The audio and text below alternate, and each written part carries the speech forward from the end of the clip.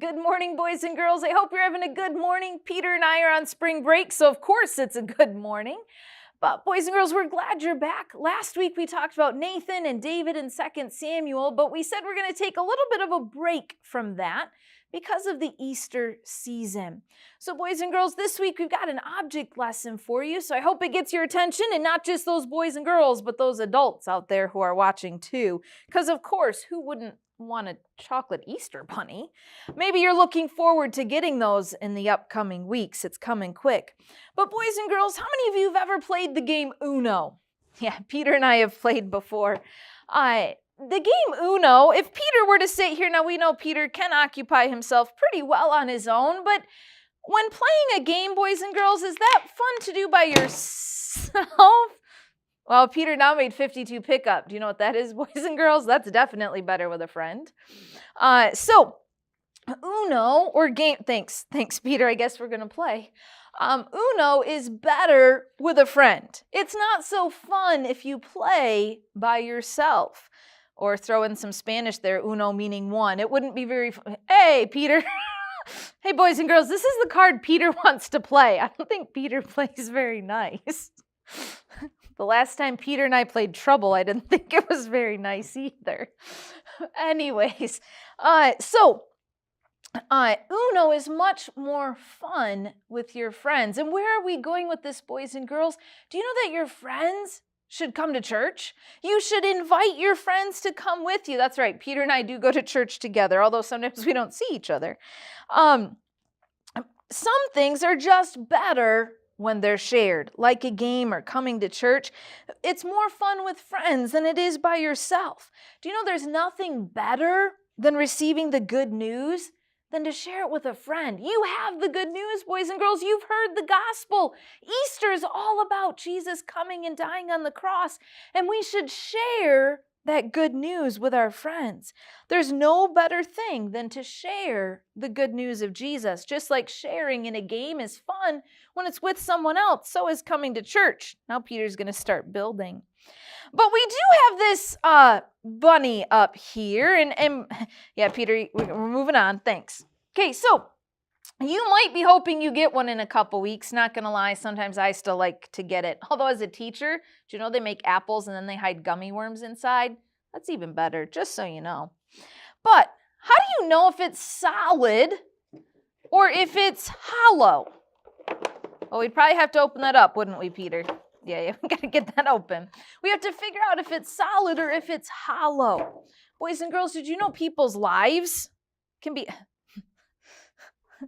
What do you think? Try it? Oh, I'm getting some thumbs up. Boys and girls, I have a large head. Not as big as Peter's. Okay, valid point. All right, there we go. I got it on. All right, so Peter's going to hurry up here for me, though. I hope. All right, so Peter's going to open up this bunny rabbit for us and tell us if it's hollow. Oh, there we go.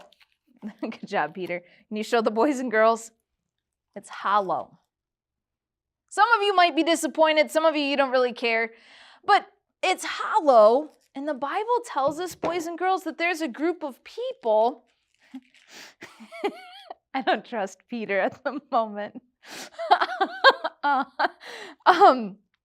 So there's a group of people in the Bible who were hollow on the inside.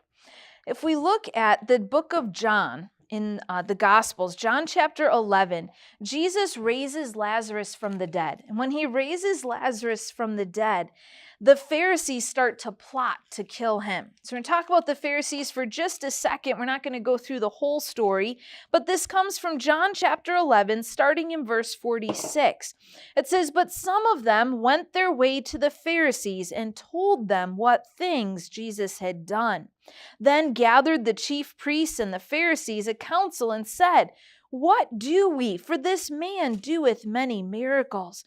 So they're like, we've got to do something about Jesus. And Caiaphas is there, verse 49. "And one of them named Caiaphas, being the high priest that same year, said unto them, Ye know nothing at all. And they go on and they plot. It says from verse 53, "Then from that day forth they took counsel together for to put him to death."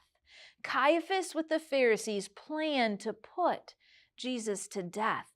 Now, boys and girls, we know that that's why Jesus came to earth. He came to die. And why did he have to die? Yeah, for my sin. Thanks, Peter. Yeah, he did have to come, and he had to die for my sin, but not just mine, boys and girls. The sin of the whole world. Jesus came to die for our sins. Well, the Pharisees and Caiaphas, they're plotting to kill Jesus. If we look over in Matthew chapter 23, you'll see most of that is written in red, and it's Jesus talking, and he's rebuking the Pharisees. He's calling them out. In chapter 23, verse 27, it says, "Woe unto you, scribes and Pharisees, hypocrites, for ye are like unto whited sepulchres, which indeed appear beautiful outward, but are within full of dead men's bones and all uncleanness. On the outside, it's beautiful, it looks yummy, it's chocolate. But on the inside, boys and girls, this bunny is hollow. There's nothing on the inside." Jesus calls them a whited sepulcher, which is the idea of a tomb. On the outside, it looks pretty, it looks beautiful, but on the inside, it's not. Boys and girls, that's like the Pharisees. But boys and girls, that's like us before we've asked Jesus into our hearts. As a side note, boys and girls, in that passage, Jesus says to the Pharisees at least 8 times, "Woe unto you." In other words, bad news for you. This is bad. We don't want to be like you. Woe unto you, scribes and Pharisees. He calls them hypocrites. Well, boys and girls, we don't want to be like that. We don't want to be religious on the outside and then empty on the inside. They looked good on the outside. They looked like they were doing what was right, but they were so consumed with doing what was right. There you go, Peter. The wrapping looks good, but don't eat the wrapper.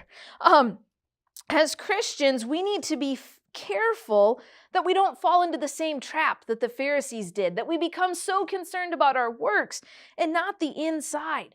We need to love others the same way that Jesus loved. Jesus loved us so much he came and died. And I'm not saying you have to die for people, okay, boys and girls, but we need to have a love that is so concerned for the people around us and concerned for them the way they are. We're not trying to clean them up and make them look pretty in order to bring them to church. We invite them and we bring them to church as they are. We love them and we bring them. This is a great time of year, boys and girls, to invite your friends to come to church. Pray about it, and if God gives you opportunity, invite that friend to come to church. Maybe, hopefully they can come on Sunday morning with you, but if not, this coming Saturday we have that extravaganza. Why not introduce them to the church? Then when they come with you on Sunday morning, they'll know where they're going. They'll know what it looks like. Maybe you could bring them to that. Pastor Berlin's going to give a challenge on Saturday. There's an opportunity to share that good news with them so they don't have to be empty on the inside. You can share, like in a game of Uno, share the good news with them. Well, we hope to see you Saturday at the